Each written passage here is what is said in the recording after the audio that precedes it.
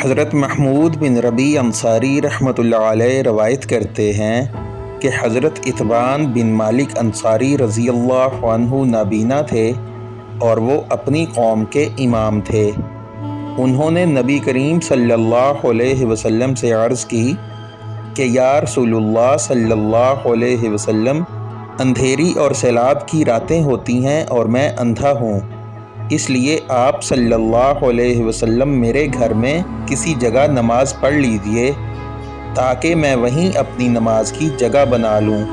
پھر رسول اکرم صلی اللہ علیہ وسلم ان کے گھر تشریف لائے اور پوچھا کہ تم کہاں نماز پڑھنا پسند کرو گے؟ حضرت اتبان بن مالک رضی اللہ عنہ نے گھر میں ایک جگہ بتلا دی اور رسول خدا صلی اللہ علیہ وسلم نے وہاں نماز پڑھی۔